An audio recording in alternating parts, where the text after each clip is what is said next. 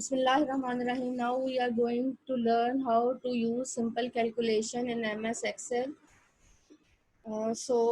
Here we have some data.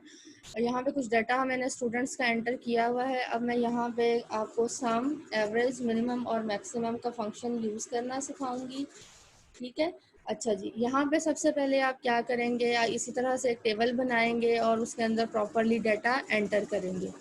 Data enter करने के बाद आप सम का फंक्शन कैसे यूज़ करेंगे, जो भी आपका फंक्शन आपने यूज़ करना है, यू मस्ट नो के फंक्शंस जो हैं वो हमेशा किससे स्टार्ट होने चाहिए, आपके इज इक्वल टू के सिंबल के साथ. ठीक है. इज इक्वल टू का आपने सिंबल जो है वो एंटर किया, उसके बाद आपने सम लिखा. ठीक हो गया. सम लिखने के बाद आपने जो है पैरेंथेसिस स्टार्ट की और यहाँ से आपका ये सेल एड्रेस देखें, ये क्या है, C4 है. पहले आपका आएगा कॉलम, ठीक है, और फिर आपकी क्या आएगी, रो. ठीक. तो ये आपके पास क्या है, C4. ठीक है. उसके बाद आपके पास क्या आता है, कोलन.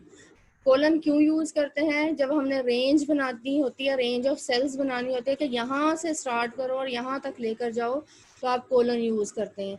हमारा जो यहाँ पे डाटा कहाँ पड़ा हुआ है, लास्ट जो डाटा है वो हमारे पास पड़ा हुआ है E4 के अंदर. तो हम यहाँ पे लिखेंगे E और 4. ठीक है. E4 आपके पास आ गया. E4 में अब हमने क्या कर दिया, ब्रैकेट को हम करेंगे क्लोज. तो अगर आप तवज्जो से बेटे देखो तो आपके पास क्या आ गया है, ये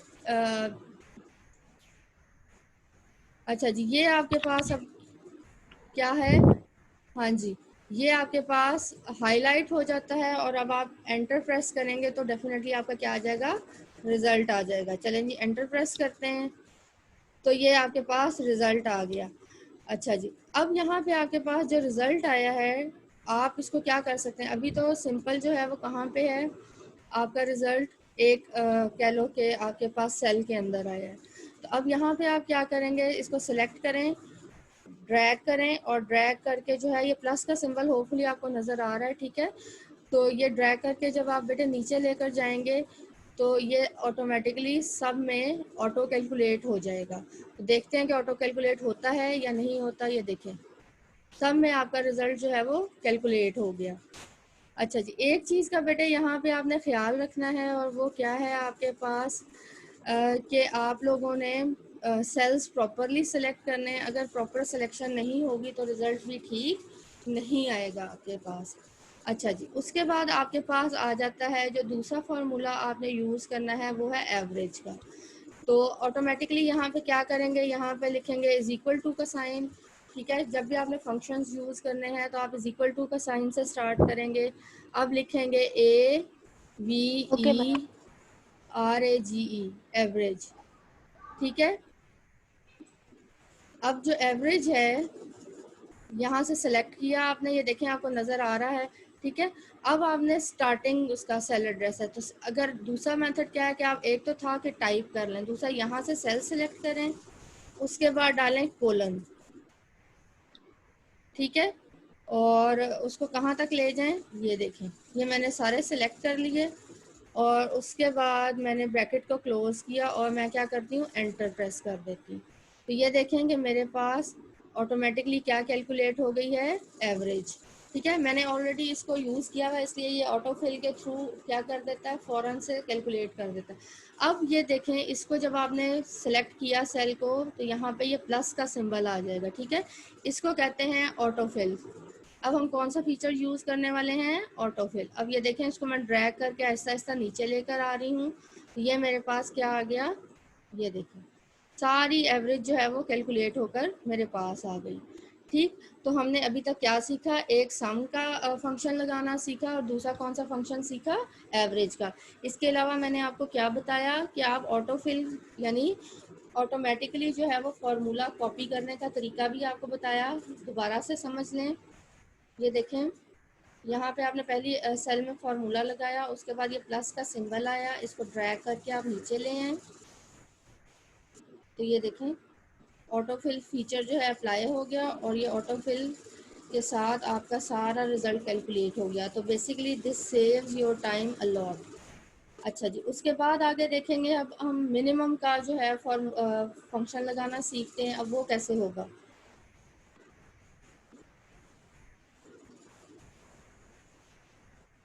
अच्छा जी, यहाँ पे देखें, इज इक्वल टू का सिंबल डालेंगे बेटे, उसके बाद दोबारा से मिन लिखेंगे। ठीक है, अब मैं सम के ऊपर मिनिमम लगाना चाह रही हूँ, तब मैं क्या करूँगी, ब्रैकेट लगाऊंगी। ठीक है, और starting cell address colon, range बनानी है ना तो कोलन लगेगा, और यहाँ पे एंडिंग सेल एड्रेस। ठीक है, तो ये देखो मेरे सारे सेल्स जो हैं वो सिलेक्ट हो गए। उसके बाद आप अपनी ब्रैकेट को क्लोज कर दें और आप क्या प्रेस कर दें, एंटर।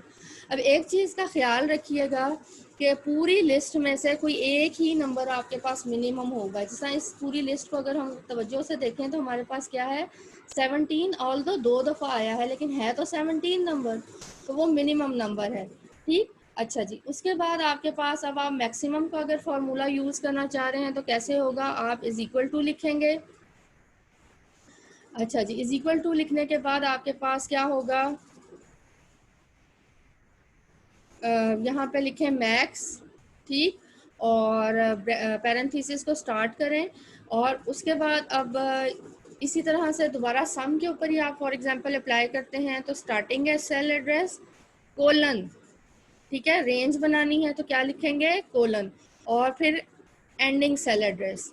ठीक है, तो आपने अब देखो कि मैं सिलेक्शन के थ्रू कर रही हूँ, but you can write the cell addresses as well. तो अब यहाँ पे ये मैंने ब्रैकेट को क्लोज करा और मैं क्या कर रही हूँ, एंटर प्रेस कर रही हूँ। तो अब देखें कि आपके पास जो मैक्सिमम नंबर है वो क्या है, 39 है। अच्छा जी, तो एक्सेल जो है इसके अंदर बेटे हम ऑटोमेटिकली रीकैलकुलेट हमारा रिजल्ट, अगर मैं वैल्यूज़ चेंज कर दूं तो मेरा रिजल्ट भी ऑटोमेटिकली क्या हो जाएगा, रीकैलकुलेट हो जाएगा। ठीक है, फॉर एग्जांपल ये देखें ज़रा, मैं ये वैल्यू चेंज करने लगी हूँ, आपने सम और एवरेज पे तवज्जो देनी है। ठीक है, मैं इसको कर रही हूँ 25। तो अब ज़रा ध्यान से देखें कि आपके पास सम, एवरेज और हो सकता है कि मिनिमम भी चेंज हो जाए। ठीक है, चलें देखते हैं होता है या नहीं होता। हाँ जी, तो अब आप देखें कि आपके पास सम भी चेंज हुआ और ऑटोमेटिकली क्या हो गई, एवरेज भी चेंज हो गई। 17 क्यों नहीं चेंज हुआ, क्योंकि लिस्ट में एक और 17 ऑलरेडी मौजूद था। ठीक है, अब चलें इसको भी चेंज करके देख लेते हैं। चलें जी, यहाँ से इसको हम वैल्यू मैं इसकी 15 कर रही हूँ। अब आप तवज्जो दें किसके ऊपर, सम के ऊपर और एवरेज के ऊपर, कि क्या ये चेंज होता है और क्या आपका मिनिमम चेंज होता है या नहीं होता। तो देखें ऑटोमेटिकली रिकैलकुलेट हो जाएगा। चलें देखते हैं, ये देखिए। सो आपने देखा कि आपने जहाँ जहाँ फार्मूला अप्लाई किया हुआ था, अगर आप वैल्यू चेंज करेंगे तो ऑटोमेटिकली आपका जो जहाँ जहाँ फार्मूला लगा हुआ है वो वैल्यूज़ भी चेंज हो जाएंगी ऑटोमेटिकली। तो this is a very good benefit of, कह लो huge benefit of using MS excel. अच्छा जी, अब हम एक चीज़ आपको मैं और बता देती हूँ कि फ़र्ज़ करें अगर आपने चार्ट बनाना है, तो चार्ट बनाने के लिए एक चीज़ का ख्याल रखें कि पहले आपने सेल्स को सिलेक्ट करना है, उसके बाद आप कोई भी चार्ट जो है वो ड्रॉ करेंगे। ठीक है, सो अब हम देखते हैं कि हम क्या कर सकते हैं। यहाँ पे मैंने नेम्स मैम को, चार्ट वाली जगह से दोबारा समझा देते ज़रा। हम जाएंगे इंसर्ट टैब के अंदर। ठीक है, और अगर हमें चार्ट अप्लाई करना है तो हम क्या करेंगे कि नेम्स को मैंने सेलेक्ट किया और मैं किसका सेलेक्ट कर रही हूँ, कंट्रोल की प्रेस करूँगी। ठीक है, नेम सेलेक्ट करने के बाद कंट्रोल की प्रेस किए रखें और सम के जो आपके पास है उसको सेलेक्ट करें। ठीक हो गया, ये दोनों सेल्स मैंने सेलेक्ट कर लिया। अगर मैं कंट्रोल की प्रेस नहीं करूँगी तो सेल सेलेक्ट नहीं होंगे, ये याद रखिएगा। ठीक है, सो अब यहाँ पे रिकमेंडेड चार्ट्स के ऊपर आप क्लिक करें, तो यहाँ पे आपके पास चार्ट्स की बहुत सारी टाइप्स आ जाती हैं। ठीक है, तो लेट्स से मैं पाई चार्ट भी बना सकती हूँ, मैं ये आपके पास हॉरिजॉन्टल बार चार्ट बना सकती हूँ और वर्टिकल बार चार्ट भी बना सकती हूँ, तो ये मेरी मर्ज़ी है। ठीक है, मैं जो भी करना चाहूँ।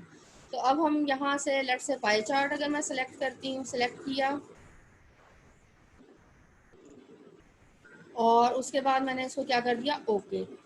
ठीक हो गया, तो ये और देखें ध्यान से, कि आपके पास क्या आ गया, सम जो है उसका टाइटल आ गया। क्या मैं इसको चेंज कर सकती हूँ?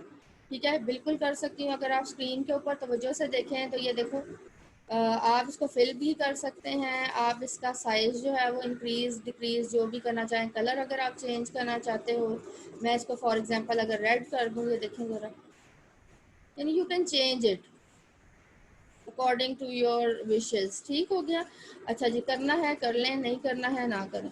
अच्छा, उसके बाद बेटे अब आपके पास क्या होगा, ये डिफरेंट कलर्स आपके पास आ गए। You can change the colours. अब ये देखें हर बच्चे का कलर ये जो है नीचे बना हुआ है, ये तवज्जो से देखें, ये बेसिकली की है। ये क्या है? की ऑफ द स्टूडेंट्स है। ठीक है। अच्छा जी, अब ये की आपके पास आ गई कि अदीना है तो उनका कौन सा कलर है, अमीना है उनका कौन सा कलर है, इनब है उनका कौन सा कलर है, फ़ायज़ा हैं। तो ये आपके पास की बन गई। तो आपने अभी क्या सीख लिया? चार्ट बनाना। तो इस लेक्चर में so far what we have learn कि how to apply the simple calculations, जो आपके फंक्शंस हैं, सम, मिनिमम मैक्सिमम और एवरेज। प्लस हमने और क्या सीखा आपके पास कि आपने चार्ट को कैसे बनाना है। ठीक है, so that's and for now.